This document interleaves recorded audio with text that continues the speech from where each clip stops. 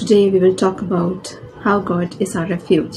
आज हम बात करेंगे ईश्वर हमारा रेफ्यूज कैसे है। यानी रेफ्यूज का मतलब होता है hiding place, a place of safety. यानी ऐसी जगह जहाँ हम महफूज फील करते हैं, जहाँ हम सेफ फील करते हैं, उसे हम रेफ्यूज कहते हैं। रेफ्यूज का मतलब होता है माई शेल्टर, यानी मेरा शरण स्थान, मेरा छुपने की जगह। यानी यीशु मसीह जो है, जो गॉड जो है, वो हमारा रेफ्यूज है, वो हमारा छुपने का स्थान है, वो हमारा बचने का स्थान है। और जब हम कोई संकट फेस करते हैं, जब कोई मुसीबत आती है, तो हम यीशु मसीह के पास दौड़ते हैं, हम ईश्वर के पास दौड़ते हुए आते हैं और अपने रेफ्यूज में यानी अपने शेल्टर में हम छुप जाते हैं। So today we are going to talk about how God is our refuge. Psalm 91 की अगर आप पहली आयत देखें, उसमें लिखा है He who dwells in the shelter of the Most High will abide in the shadow of the Almighty। यानी जो ईश्वर की शरण में आता है वो हमेशा बचाया जाता है। ऐसे Psalm 91 की फर्स्ट आयत कहती है He who dwells in the shelter of the Most High will abide in the shadow of the Almighty। यानी जिसने ईश्वर को अपना शरण स्थान, अपना शेल्टर मान लिया है, वो हमेशा हर संकट से, हर मुसीबत से बचाया जाता है। It means he who took shelter in the Almighty will always be safe। यानी जो इंसान ईश्वर को अपना शरण स्थान समझता है, वह हमेशा सेफ रहता है हर मुसीबत से, और वह हमेशा महफूज रहता है।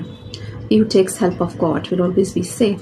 जो गॉड की हेल्प लेता है, जो गॉड के अंदर शरण लेता है, वो हमेशा सेफ रहता है। अगर आप Psalm 91 की सेकंड आयत देखें, उसमें भी लिखा है I will say to the Lord, He is my refuge, my fortress, my God in whom I trust। यानी यहाँ पर बाइबल कहती है कि जो गॉड है वो मेरा रेफ्यूज है, वो मेरा शेल्टर है, वो मेरा छुपने का स्थान है, वो मेरा शरण लेने का स्थान है, वो मेरा फोर्ट्रेस है, वो मेरा किला है। इन whom I trust, और मैं सिर्फ खुदा पे यकीन करता हूँ, which means I only put my trust in God because He is my place of shelter। God is my rock, my fortress, my salvation, my shelter, my refuge, my deliverer। अगर आप Psalm 18 की second आयत देखें, उसमें भी लिखा है कि गॉड जो है वो मेरा रॉक है, वो मेरी चट्टान है, वो मेरा किला है, वो मेरा फोर्ट्रेस है, वो मेरा साल्वेशन है, वो मेरा उद्धार है, वो मेरा शेल्टर है, वो मेरा छुपने का स्थान है, मेरा शरण लेने का स्थान है। He is my refuge, my deliverer। और वो मुझे उद्धार देने वाला और मुझे बचाने वाला मेरा रक्षक है। यानी जब हम पे कोई भी मुसीबत आती है तो हम ईश्वर की शरण में भागते हैं। हम सबके घर में कोई ना कोई जगह होती है जो हमारा प्रार्थना का स्थल होता है। हर एक के घर में गॉड होता है, एक स्पेशल प्लेस होती है जहाँ हम ईश्वर से मिलते हैं। और जब हम कोई संकट आता है तो हम भागते उस स्थान की तरफ जहाँ हम ईश्वर से रोजाना मिलते हैं। हम ईश्वर की शरण लेते हैं जब हम पे कोई मुसीबत आती है, और इसलिए हम गॉड को रेफ्यूज कहते हैं, और इसलिए हम गॉड को रॉक भी कहते हैं। यानी वो मेरा रॉक है, मेरी चट्टान है, मेरा फोर्ट्रेस है, मेरा किला है, मेरा गढ़ है, मेरा शेल्टर है, मेरा छुपने का स्थान है। यानी जब मेरे पास कोई संकट आएगा तो मैं गॉड के पास भाग के गॉड के अंदर छुप जाऊंगा। Which means that whenever I face any trouble I will run to God and I will hide in God because I know God is going to protect me। The name of the Lord is a strong tower, the righteous run to it and are safe। Psalm 18 की अगर आप 10th आयत देखें तो उसमें भी ये लिखा है कि ईश्वर का जो नाम है बहुत पावरफुल है। जैसे टावर होता है, बहुत पावरफुल होता है, बहुत ऊंचा होता है, बहुत बड़ा होता है, बहुत लंबा होता है, बहुत ताकतवर होता है। वैसे ही गॉड का नाम ताकतवर है और गॉड बहुत ऊंचा है, एक टावर की तरह। और जब मुझे मुसीबत आती है तो मैं गॉड के अंदर जाके छुप जाता हूँ। It means our God is as strong as a big tower standing tall, and when we face any trouble we run to it for safety and protection। यानी जब हम पे कोई संकट आता है तो हम ईश्वर की तरफ भागते हैं क्योंकि हमें पता है वो हमारा शरण स्थान है और वहां हमें प्रोटेक्शन मिलेगी। The Lord says in Psalm 91 verse 15, Call upon me and I will deliver you, I will answer you, I will protect you, I will rescue you and I will honor you। अगर आप Psalm 91 की 15th आयत देखें तो उसमें भी ये लिखा है, गॉड यहाँ पे कहते हैं Call upon my name and I am going to protect you।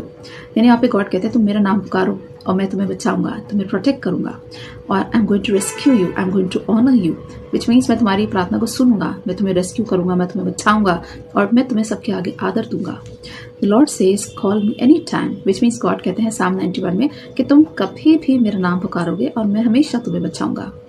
Peter said Where shall we go, Lord? You have the words of eternal life। नहीं, अगर आप न्यू टेस्टमेंट याद करें तो वहाँ पतरस भी कहता है जॉन की बुक में चैप्टर 6 वर्स 68 में कि प्रभु हम कहाँ जाएं? अनंत काल के जीवन के जो शब्द हैं वो तो तुम्हारे पास ही हैं। विच मीन्स जो अनंत जीवन के जो वचन है वो यीशु के पास है। इसलिए पतरस उनसे कहते हैं कि हम कहाँ जाएं? हमारा साल्वेशन, हमारा उद्धार, हमारा अनंत जीवन तो आप ही हैं। God is 24 hours awake, He never slumber nor sleep। अगर आप Psalm 121 देखें उसकी 4th आयत, उसमें लिखा है कि हमारा जो प्रभु है वो ना कभी सोता है ना कभी ऊँगता है। He never slumber, neither he sleep, he is awake 24 hours and he is providing us protection 24 hours। यानी रात को हम जब सो जाते हैं तभी हमारा प्रभु जाग रहा होता है और वो हमें प्रोटेक्शन देता है। We call upon him any time and he rescues us any time। यानी जब जब हम पे कोई संकट आता है, कोई मुसीबत आती है, हम ईश्वर का नाम पुकारते हैं और वो हमेशा हमें बचाता है। नाउ ईश्वर हमें बहुत सारी चीज़ें देते हैं, वो हमें डिलीवरेंस भी देते हैं क्योंकि वो हमारा रेफ्यूज है, वो हमारा शरण लेने का स्थान है। ईश्वर से मिलता है हमें डिलीवरेंस यानी छुटकारा। He rescues us from the fowler that is the enemy। यानी अगर आप साम 91 की 3rd आयत देखें तो वहाँ लिखा है कि वो हमें फाउलर से बचाता है। फाउलर कौन है? यहाँ पे फाउलर वर्ड यूज हुआ है डेविल के लिए कि खुदा हमें, जीसस हमें शैतान से भी बचाते हैं। He protects us from the snare of the enemy। यहाँ पे कौन से एनिमी की बात हो रही है? यहाँ पे डेविल की बात हो रही है कि गॉड जो है वो इतने ताकतवर है, वो हमें शैतान से भी बचाते हैं। Our shelter is God। When enemy darts his arrows, we hide in the Lord। That is our secret place of hiding। Which means जब भी शैतान हम पे कोई हमला करता है, अटैक करता है, कोई टेम्पटेशन लाता है, तो हम भाग के अपने खुदा के अंदर छुप जाते हैं। हम उस यानी गॉड जो है वो हमारा हाइडिंग प्लेस है, वो हमारे छुपने का स्थान है और हम भागते हैं खुदा की तरफ जब जब हम पे कोई आजमाइश आती है डेविल की तरफ से। The enemy is a liar। He is known as the father of lies। अगर आप बाइबल देखें जॉन की बुक चैप्टर 8 वर्स 44 में लिखा है कि शैतान जो है वो झूठ का पिता है और वो हमेशा झूठ बोलता है और वो इंसान पर अटैक करता है हमेशा झूठ बोल के। He speaks lies in the ears of a person। यानी कि शैतान जो है वो लोगों के कान में झूठ बोलता है, उसकी आवाज़ आती है लेकिन वो उसका झूठ हमेशा पकड़ा जाता है क्योंकि बाइबल उसकी कहती है फादर ऑफ लाइज, यानी बाइबल में शैतान को झूठ का पिता कहा है। He always attacks us with lies and he brings lot of temptations and when we face any temptation we run towards the Lord। यानी जब हम कभी शैतान का सामना करते हैं, उसके एरोस का, उसके टेम्पटेशन का, उसके हमले का, तो हम भागते हैं ईश्वर की तरफ। No weapon formed against you shall prosper। अगर आप इज़ाया की बुक देखें चैप्टर 54 वर्स 17 कहती है कि ऐसा कोई हथियार नहीं बना जो आपके खिलाफ कामयाब हो जाए। बीच में जितने भी हथियार हैं, चाहे वो इंसान यूज़ करे, चाहे वो शैतान यूज़ करे, कोई भी हम पे कोई हथियार यूज़ करता है, हम हमेशा उससे बच जाते हैं क्योंकि हमारा बचाने वाला हमारा परमेश्वर है। और इसलिए लिखा है no weapon form against you shall prosper. This is written in Isaiah 54:17। Now the enemy comes to steal, kill and destroy। अगर आप जॉन की बुक देखें चैप्टर 10 वर्स 10 में जीसस कहते हैं कि जो शैतान है वो आता है हमेशा चोरी करने, घात करने, मारने। यानी वो हमेशा आता है इंसान का घात करने, उसका खात्मा करने, उसको मारने, लेकिन उसको इंसान को बचाने वाला कौन है? केवल परमेश्वर। Because God is our refuge. और गॉड क्योंकि हमारे रेफ्यूज हैं, वो ना सिर्फ हमें शैतान से डिलीवरेंस देते हैं, छुटकारा देते हैं, बल्कि वो हमें देते हैं हीलिंग, वो देते हैं हमें चंगाई।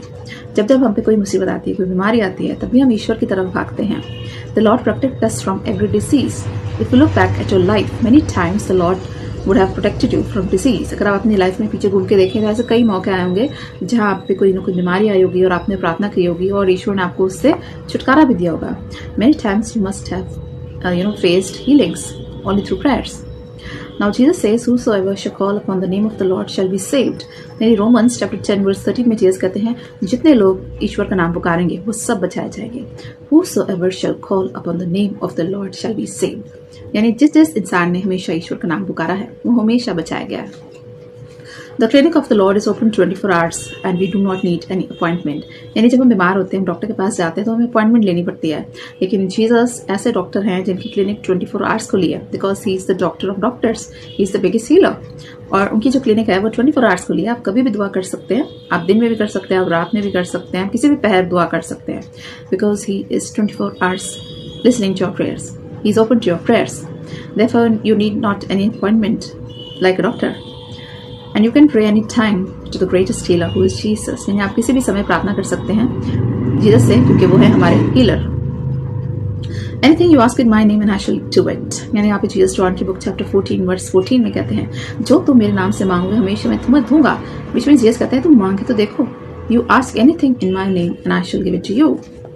साम नंबर 91 की 6 और 10 आयत भी ये कहती है God will protect us against all kind of diseases and plagues. यानी यहाँ पे साम 91 भी प्रॉमिस करता है उसकी वर्स 6 और 10 में कि गॉड हमेशा हमें प्रोटेक्ट करते हैं, हमें बचाते हैं हर तरह की बीमारी से, हर तरह के प्लेग से, हर तरह की एपिडेमिक से, हर तरह की महामारी से। यानी कितनी बार हमने नोटिस करा होगा बड़ी बड़ी बीमारियाँ फैलती हैं, एपिडेमिक्स फैलते हैं, लेकिन हमें कुछ भी हानि नहीं पहुँचती। हमारा प्रोटेक्टर कौन है? यहोवा, हमारा सेवियर है गॉड जो हमेशा हमारी रक्षा करता है। और तीसरी चीज़ जिससे हमें गॉड बचाते हैं that is false allegations because God is our refuge. He protect us from false allegations यानी झूठे इल्जाम।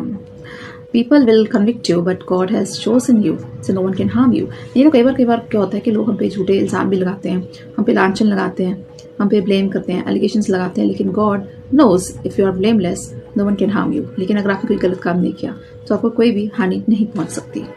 The Bible says, "Is God is for us, who can be against us?" ऐसे रोमन्स चैप्टर 8 वर्स 31 में लिखा है, अगर यहोवा मेरे साथ है, मनुष्य मेरा कुछ भी नहीं बिगाड़ सकता. क्योंकि खुदा हमारे साथ है, हमने खुदा की शरण ली है, हम गॉड को अपना रिफ्यूज मानते हैं, अपना शेल्टर मानते हैं, अपना शरण स्थान मानते हैं, अपना छुपने का स्थल मानते हैं, अपना सेवियर मानते हैं, तो कोई भी मनुष्य हमारा कुछ नहीं बिगाड़ सकता. Who can bring charge against God select? यानी अगर आपको गॉड ने अपने लिए सिलेक्ट कर लिया तो आपके खिलाफ कोई भी चार्जेस नहीं लगा सकता. ऐसे रोमन्स चैप्टर 8 वर्स 33 में लिखा है, चैप्टर 8 की वर्स 33 आयत में रोमन्स की बुक में लिखा है कि अगर आपको गॉड ने अपने लिए सिलेक्ट कर लिया, अगर आपको गॉड के चोजन वन है, तो कोई भी इंसान आपके ऊपर कोई भी चार्जेस, कोई भी इल्जाम नहीं लगा सकता. Whom he has predestined, he has called, and whom he has called, he has justified and glorified. अगर आप रोमन्स की बुक चैप्टर 8 वर्स 30 देखें तो वहाँ लिखा है कि जिसने आपको पहले से ही चुन लिया है, यानी पृथ्वी के बनने से पहले, हमारे पैदा होने से पहले ही ईश्वर ने हमारा चुनाव कर लिया था. तो उसने हमें हमारा नाम लेके पुकारा है और उसने हमें जस्टिफाई भी करा है और उसने हमें ग्लोरीफाई भी करा है. यानी ईश्वर अगर हमें चुन लेते हैं, हमारे पैदा होने से पहले हमारा नाम लेके पुकारते हैं, तो हमें वो महिमान्वित करते हैं क्योंकि हम उनके चोजन वन हैं और इसलिए हम पे कोई भी इल्ज़ाम नहीं लगा सकता. ऐसे रोमन्स चैप्टर 8 वर्स 30 में लिखा है, We are here to please God and not people. हमेशा याद रखें, आप इस दुनिया में आए हैं ईश्वर को प्लीज करने. We are here to please God. यानी हमारे कर्मों द्वारा हमें ईश्वर को प्रसन्न करना है, मनुष्य को नहीं. और अगर ईश्वर हमारे साथ है तो मनुष्य हमारा कुछ भी नहीं बिगाड़ सकता. हमारा पहला एम होना चाहिए ईश्वर को प्रसन्न करना, और मनुष्य को प्रसन्न करने हम इस दुनिया में नहीं आए. We have come here to please God. And if God is on your side, then nothing can harm you. अगर ईश्वर आपके साथ है तो आपको कोई भी कुछ भी आपको कोई भी हानि नहीं पहुंचा सकता. We are here to please God and not people. If God is on your back, no one can harm you. यानी अगर ईश्वर आपके साथ है, अगर ईश्वर की बैक है आपके साथ, तो कोई भी हानि नहीं पहुंचा सकता. Now God always protects us from harms and danger because God is our refuge. क्योंकि गॉड हमारा रेफ्यूज है, वो हमें हर तरह के हार्म से, डेंजर से, संकट से, मुसीबत से, हर चीज से बचाते हैं. God will protect us from all calamities, from all peril, from disasters, from accidents. ऐसा Psalm 91 वर्स 10 में भी लिखा है कि हर तरह की जो नेचुरल कैलेमिटीज आती हैं, जो दुर्घटनाएं होती हैं, एक्सीडेंट्स होते हैं, जो कहीं पे आपदा आती है, नेचर की तरफ से कोई आपदा आती है, कोई एक्सीडेंट्स होते हैं, कोई दुर्घटना होती है, ईश्वर हमें भी वहाँ बचाते हैं because he is a refuge. अगर कई बार हम नोटिस करते हैं हमारे आसपास एक्सीडेंट्स हो जाते हैं लेकिन हमें कोई भी हानि नहीं होती, कोई नेचुरल डिजास्टर भी आ जाता है, कोई आपदा भी आ जाती है, लेकिन हम उसमें से बच के निकल जाते हैं. कैसे? Because God is a refuge. क्योंकि ईश्वर को, खुदा को, जीसस को हम अपना सेवियर मानते हैं, अपना रिडीमर मानते हैं, अपना बचाने वाला, अपना छुड़ाने वाला मानते हैं. Bible says 1,000 shall fall at your side but nothing will harm you. Psalm 91 की 7th आयत कहती है कि तेरे दाएं और बाएं हजारों लोग गिरेंगे, हजारों लोगों को हानि पहुंचेगी, वो मरेंगे, लेकिन तेरे पास कोई हानि, कोई विपत्ति नहीं आएगी. क्यों? क्योंकि तू यहोवा को अपना परमेश्वर मानता है. ऐसा Psalm 91 verse 7 में लिखा है. Many times you will notice some accidents or mishappening took place in your life, but you were spared. Many times you might have noticed, आपने भी कई बार नोटिस किया होगा आपके आसपास कोई लोगों पर कोई हानि, कोई विपत्ति आई, लेकिन आपकी जान बच गई. Because that time God was protecting you through His angels. उस टाइम पर ईश्वर आपकी रक्षा कर रहे थे अपने angels यानी अपने फरिश्तों के द्वारा. Psalm 91 verse 11 says that He will guard His angels and they are going to protect you.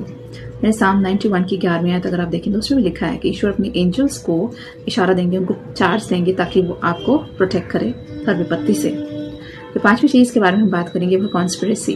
Because God is a refuge, he protects us all from all conspiracy. क्योंकि गॉड हमारे रेफ्यूज हैं, वो हमें हर तरह की कॉन्स्पिरेसी से बचाते हैं. Because you are God's elect. Sometimes people they try to spoil your image. क्योंकि आप ईश्वर के चुने हुए हैं, कई बार लोग हमारी इमेज को, हमारे नाम को स्पॉइल करने की कोशिश करते हैं, हमारी बुराई करते हैं, हमारा नाम खराब करने की कोशिश करते हैं. But God is going to protect you from everything. God says The very place where you have received shame, God is going to raise your name. यानी ऐसा वादा गॉड ने ज़पन्याह की बुक में चैप्टर 3 वर्स 19 और 20 में किया है कि उसी स्थान पे जहाँ आपको शर्मिंदगी का सामना करना पड़ा, ईश्वर वहीं पे आपको ऊंचा उठाएंगे. Which means the very place where you faced shame, God is going to raise your name.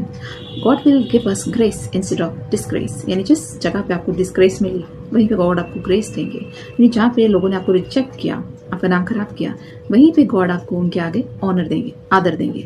ऐसा Isaiah चैप्टर 61 वर्स 7 में भी लिखा है. God said call upon me and I will never let you down. Psalm 55 की verse 22 भी ये कहती है कि जितने लोग मेरा नाम पुकारेंगे मैं कभी उन्हें गिरने नहीं दूंगा. मैं कभी उन्हें शर्मिंदगी का सामना नहीं करने दूंगा। ऐसा ईश्वर वादा करते हैं अज़ाया की बुक में भी और साम्स की बुक में भी। The face of the righteous always shine, they are never filled with shame. यानी जो धार्मिक लोग होते हैं, जो ईश्वर के बड़े प्यारे होते हैं, ईश्वर के क्लोज होते हैं, उनके चेहरे हमेशा नूर से भरे रहते हैं, उनके चेहरों पे एक चमक होती है। And they are never filled with shame, और कभी भी वो शर्मिंदगी का सामना नहीं करते। ऐसे साम 34 में भी लिखा है वर्स 5 में, God protects your image, He's going to protect your name, no one can harm you। यानी आप चाहे कितनी भी आयतें पढ़ें, चाहे उसे पन्या की चैप्टर 3 वर्स 19-20 या अज़ाया चैप्टर 61 वर्स 7, साम चैप्टर 55 वर्स 22, ये सब एक ही वादा करती हैं that God is going to protect your image, He is going to protect your name, He will never let anyone harm you। यानी जितने लोग आपको हार्म करने की कोशिश करेंगे, गॉड आपको हमेशा उसमें से बाहर निकालेंगे। जहाँ पे भी आपने शेम का, डिस्ग्रेस का सामना किया है, वहीं पे ईश्वर आपको सबके आगे आदर देंगे। He is going to protect your name, He will protect your image, and no one can cause any harm to your name। यानी आपका नाम कोई भी खराब नहीं कर सकता।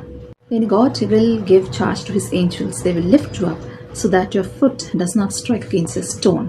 Psalm 91 की वर्स 11 और 12 भी ये कहती है कि ईश्वर अपने जो एंजल्स हैं उनको आज्ञा देंगे ताकि वो आपको आए और आपको थाम ले, ताकि आपके पाँव को भी ठेस ना पहुंचे। Think how God protects you and how He is concerned about you।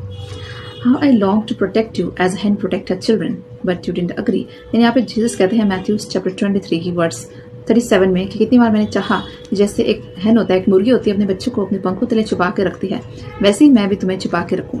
Which means ईश्वर हमेशा यही चाहते हैं हम प्रोटेक्टेड रहें, हम सेफ रहें, लेकिन उसके लिए हमें ईश्वर में भरोसा रखना है, उसमें विश्वास रखना है, ईश्वर को अपना रेफ्यूज मानना है, अपना शरण स्थान मानना है, अपना गढ़ मानना है। Now the Bible says that Jesus said, "My sheep knows my voice and they follow me." यानी जीसस कहते हैं मेरी जो शीप है, मेरी जो भेड़ें हैं, वो मेरा शब्द पहचानती हैं, वो मेरी आवाज़ पहचानती है, वो हमेशा मेरे पीछे आती हैं। ऐसे जॉन चैप्टर 10 वर्स 27 में लिखा है, Because we consider God as a refuge, so we always follow Him। क्योंकि हमेशा हम गॉड को अपना रेफ्यूज मानते हैं, अपना सेवियर मानते हैं, अपना रिडीमर मानते हैं, तो हमेशा उन्हीं को फॉलो करते हैं। They will never follow a stranger। यानी यहाँ पे जीसस कहते हैं कि मेरी जो शीप है, मेरी जो भेड़ें हैं, वो कभी किसी अजनबी को नहीं फॉलो करेंगी। ना who's a stranger here? The stranger is the devil। Which means जो डेविल है वो भी इंसान को बहकाने की कोशिश करता है, वो भी उसके आगे टेम्पटेशंस लाता है, परीक्षाएं लाता है।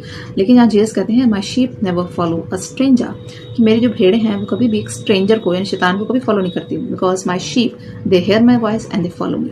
यानी मेरी जो भेड़ हैं मेरा शब्द पहचानती हैं और मुझे फॉलो करती हैं। ऐसे जॉन चैप्टर 10 वर्स 5 और 27 में लिखा है, Jesus is our good shepherd, he will protect us, he will never let us wander. यानी जॉन चैप्टर 10 की 11th आयत कहती है कि God is our good shepherd, यानी यीशु मसीह मेरा अच्छा चरवाहा है और वो कभी मुझे रास्ते से भटकने नहीं देता, वो हमेशा मेरी रक्षा करता है, हमेशा मुझे प्रोटेक्ट करता है। Isaiah 41:10 में जीसस कहते हैं, Do not be afraid, do not be dismayed, I will protect you by my righteous right hand। यहाँ पे गॉड कहते हैं असाया की बुक में कि कभी भी निराश न हो, कभी हताश न हो, कभी परेशान न हो, क्योंकि मैं अपने दाहिने हाथ से तेरी रक्षा करूंगा। आगे चलकर बाइबल कहती है, Seek first His kingdom and all these things shall be added to you। Matthews chapter 6 की 33 आयत कहती है कि पहले ईश्वर की राज्य की खोज करें, ये सब वस्तुएं हमें अपने आप ही मिल जाएंगी। You know we always want material comforts, we want luxuries, but Jesus said first look for the kingdom of God, first to seek God and everything shall be added to you. यानी हम luxuries के पीछे जाते हैं, comforts के पीछे जाते हैं, लेकिन हम प्रार्थना करना भूल जाते हैं। हम भूल जाते हैं कि हमें पहला स्थान ईश्वर को देना है। तो गॉड कहते हैं जब भी लाइफ में पहला स्थान ईश्वर को देंगे, when we seek God, when we seek his righteousness, when we seek his kingdom, all these things shall be added to you. यानी जब हम ईश्वर के राज्य की खोज करते हैं, जब हम ईश्वर की खोज करते हैं, तो ये सब वस्तुएं हमें अपने आप ही मिल जाएंगी। If you seek me with all your heart, I will be found by you। यानी यहाँ पे जीसस कहते हैं यिर्मयाह की बुक चैप्टर 29 वर्स 13-14 में, अगर तुम मुझे सच्चे दिल से ढूंढोगे तो मैं तुम्हें मिल जाऊंगा। If you seek me with your heart, I will be found by you। यहाँ जीसस कहते हैं अगर आप सच्चे दिल से ईश्वर से प्रार्थना करेंगे, ईश्वर की खोज करेंगे, तो ईश्वर हमें मिल जाएंगे। Further it says, Come to me all those who are weary and I will give you rest। मत्ती चैप्टर 11 वर्स 28 में जीसस कहते हैं सब बोझ से दबे हुए लोगों मेरे पास आओ और मैं तुम्हें विश्राम दूंगा। यानी यहाँ किनके लिए कहा गया है कि हम जीवन की भागदौड़ में कई बार हम इतने व्यस्त हो जाते हैं, भूल जाते हैं आराम करना। Which mean sometimes we run after our daily schedule.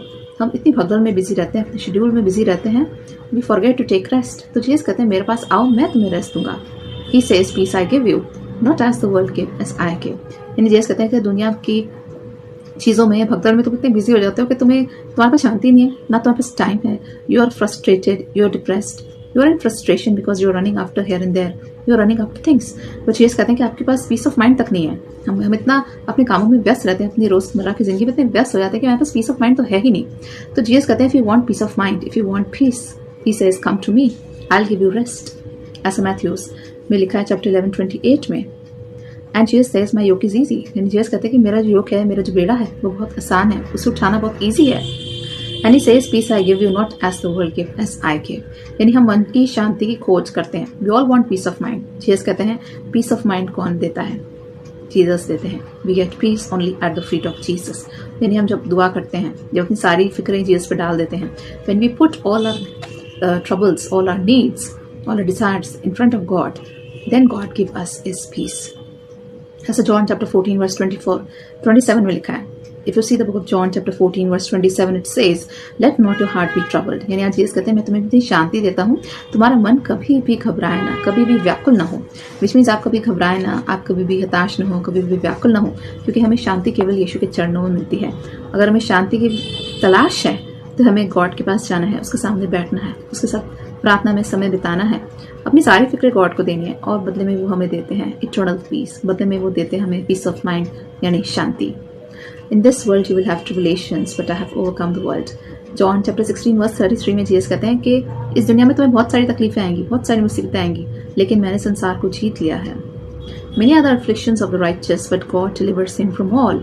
यानी साम 34 वर्स 19 कहती है कि धर्मी जन पे बहुत विपत्ति आएगी, लेकिन गॉड उसमें से उसको बाहर निकालेंगे। If you are children of God, ऐसा नहीं है कि हमारे पास तकलीफ ना आए, क्योंकि हम खुदा के बच्चे हैं। ऐसा नहीं है कि हमारे पास कोई मुसीबत ना आए, कोई तकलीफ ना आए, कोई बीमारी ना आए, कोई संकट ना आए। ऑफ कोर्स मुसीबतें आएंगी, लेकिन उसमें से गॉड हमें हर एक मुसीबत में से, हर एक संकट से, हर एक बीमारी से बाहर निकालेंगे। ऐसा उन्होंने वादा किया है साम 34 वर्स 19 में। Many are the afflictions of the righteous but God will deliver us from all, यानी ऐसा नहीं है कि हम बहुत धार्मिक है तो हम पे कोई विपत्ति ना है। धार्मिक लोगों पे भी विपत्ति आती है, लेकिन खुदा उनको उन सब में से बाहर निकालता है। There is one solution to every problem and that is Jesus, यानी हर जो प्रॉब्लम हमारे पास है उसका सोल्यूशन जीसस के पास है। So always trust in Jesus, keep faith in Jesus and always pray to him and always consider him as your refuge, as your shelter. The Bible says that the name of Jesus is a name which is above every name. अगर आप Philippines की book chapter 2 verse 5 से 11 देखें तो उसमें लिखा है कि यीशु मसीह ने जो अपनी जान दी क्रॉस पे, तो जीसस ने उसका नाम सबसे ऊपर कर दिया। यीशु ने जो अपने प्राण दिए क्रूस पे, तो गॉड ने उनका नाम सबसे ऊंचा उठाया, which means it is a name above all names. When Jesus died on the cross, God made his name above every name, whether it is in heaven or earth or below the earth or in sea. यानी God ने Jesus का नाम इतना ऊंचा कर दिया जब उसने अपनी जान दी क्रूस पे कि उसका नाम सर्वोपरि है, सबसे ऊपर है उसका नाम। That in his name every knee shall bow and every tongue confess, ताकि हर एक इंसान, चाहे वो स्वर्ग में है, चाहे पृथ्वी पर है, चाहे पृथ्वी के नीचे है, चाहे समुद्र में है, कहीं पर भी है, हर एक इंसान, हर एक जानवर ईश्वर के आगे, जीसस के नाम के आगे झुके और उसे स्वीकार करे अपना लॉर्ड, अपना saviour.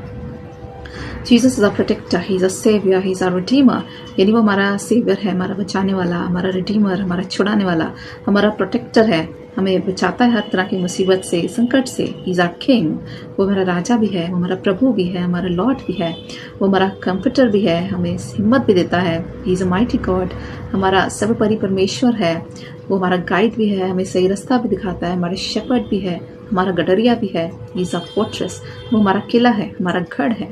He is a rock, हमारी चट्टान है। ही इज अ रेफ्यूज, वो हमारा शरण का स्थान है, क्योंकि उसका नाम है यीशु मसीह, क्योंकि वो खुदा का बेटा है। तो हमेशा आपको कोई विपत्ति आए तो ईश्वर में शरण लें, हमेशा ईश्वर के पास जाएं, क्योंकि उनके पास हर प्रॉब्लम का सोल्यूशन है। There is a solution to every problem with Jesus. In fact I would like to say, हर एक प्रॉब्लम का जो सोल्यूशन है उसका नाम है जीसस। यानी कोई भी विपत्ति, कोई मुसीबत हम पे आती है तो उसका एक ही सोल्यूशन है, Jesus. So always come to Jesus and trust him and pray to him. I would like to pray for all of you. Heavenly Father, we come before you with our prayers. Father God, we pray for every viewer who is watching this video. Father God, we pray that you're going to bless each one of us abundantly. Father God, thank you for this beautiful message, and thank you for reminding us that you are a refuge, that you are a rock, you are a redeemer, a savior.